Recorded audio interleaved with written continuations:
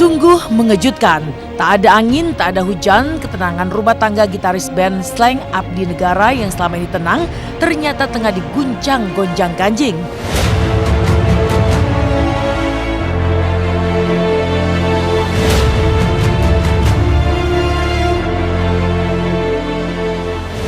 Pasalnya, diam-diam Abdi ternyata melayangkan gugatan cerai talak kepada Anita Desi Farida sang istri di Pengadilan Agama Jakarta Selatan sejak Oktober tahun 2017 silam.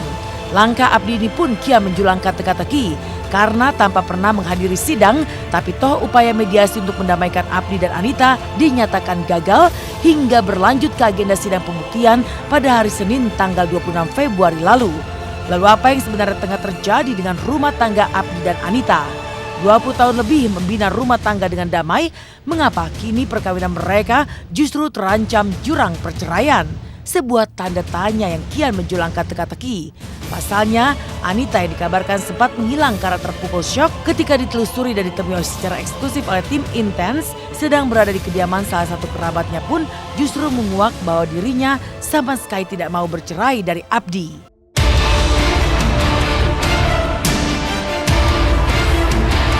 Memang sudah terdaftar dengan register parah nomor 3448 garis miring PDT 3 tahun 2017 PA Jakarta Selatan. Perkara ini sudah cukup lama terdaftar.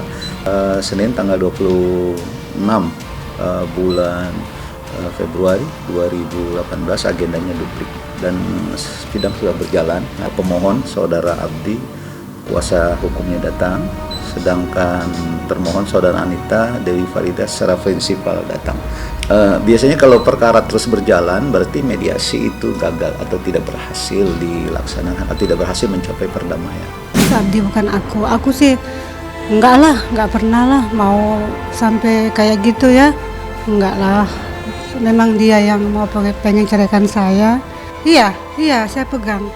Waktu itu pernah diminta, cuman saya kasih kopinya, terus dia bilang aslinya, tapi saya nggak kasih karena saya feelingnya no good. Ya, waktu itu pernah diminta aslinya, cuman saya bilang loh, kok aslinya? Jadi saya kopiin dia 5 rangkap, saya kasih dia, ini saya simpan, ini selalu saya bawa kemana aja nih. Sakit hati ya sebenarnya, nggak nyangka jadi begini gitu loh. Jadi memang shock banget sebenarnya ini. Sebenarnya kemarin tuh nggak bisa jalan juga, kayak lemas gitu loh. Ya Allah, astagfirullahaladzim. Jadi selalu istighfar aja.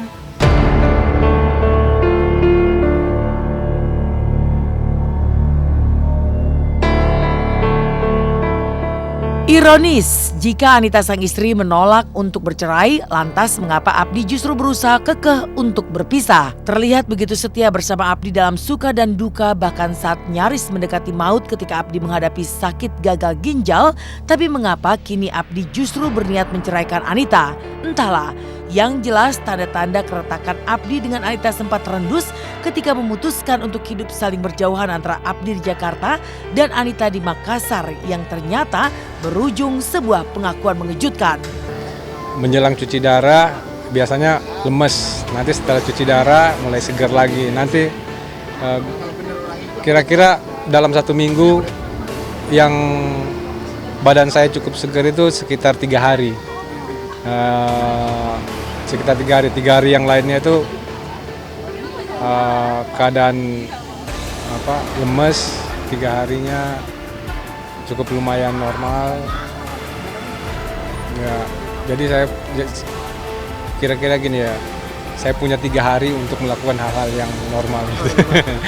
Suka salah-salah sih ya, kadang-kadang orang jauh dibilang pisah gitu. Dia cuman karena anak cuma 1 sekolah di jauh di Makassar, jadi dia nungguin. Kadang-kadang aja pulang gitu. Pas gitu kan memang dia sudah sakit, tapi memang kami sudah pisah rumah tahun 2013. Dia tinggal di apartemen demi kenyamanannya dia, dan dia katanya komitmennya kami kan, saya menjaga anak, menjaga rumah, dia mencari uang. Waktu itu dia datang sama saya menyatakan dia katanya mau menikah. Saya silakan sebagai manusia wanita muslimah kan.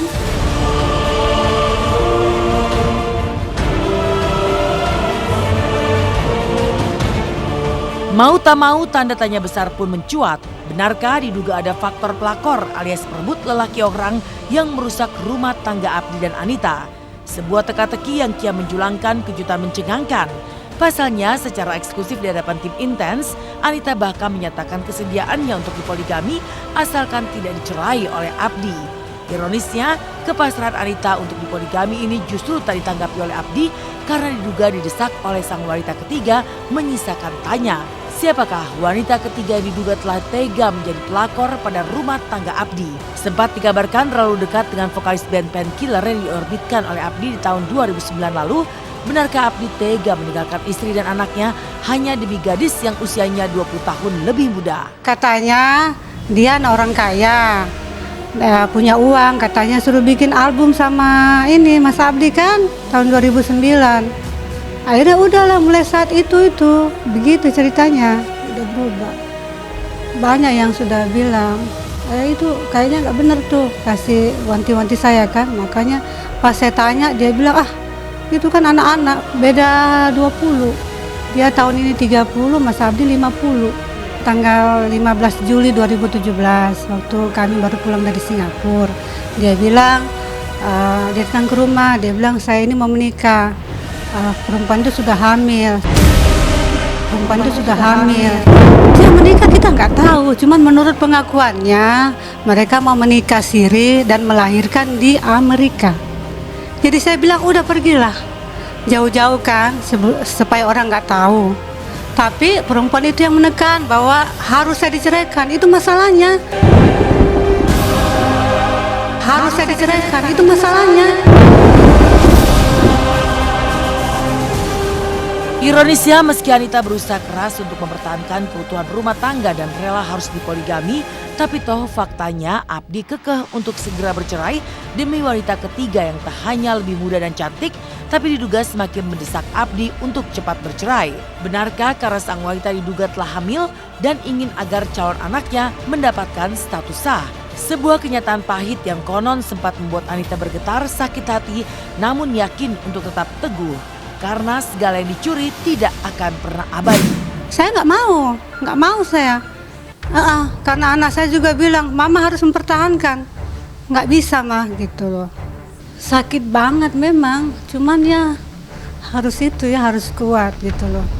Makanya saya tampil di sini sekali lagi hanya untuk meluruskan bahwa saya tidak bersalah gitu loh.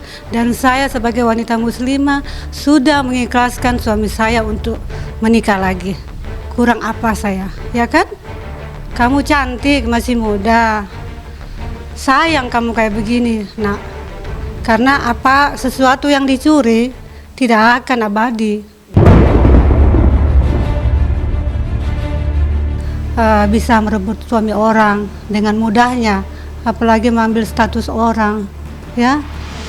Iya, saya akan berjuang mempertahankan pernikahan saya sampai saya mati.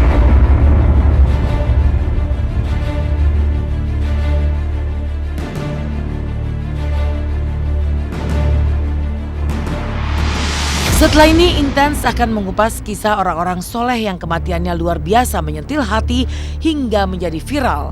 Bagaimana kematian muazin Kaimin yang meninggal saat azan hingga Ustadz Kholik membuat para selebriti bahkan iri. Jangan kemana-mana, nantikan Intens setelah jeda berikut. Inilah heboh kisah viral mengharukan, yaitu mereka yang meninggal secara husnul khotimah. Seperti apa kisah seorang muazin di daerah Cakung, Jakarta Timur yang tiba-tiba meninggal ketika tengah mengumandangkan azan subuh di masjid? Dan bagaimana pula dengan seorang khotib yang juga meninggal secara tiba-tiba ketika sedang berkhutbah sholat Jumat?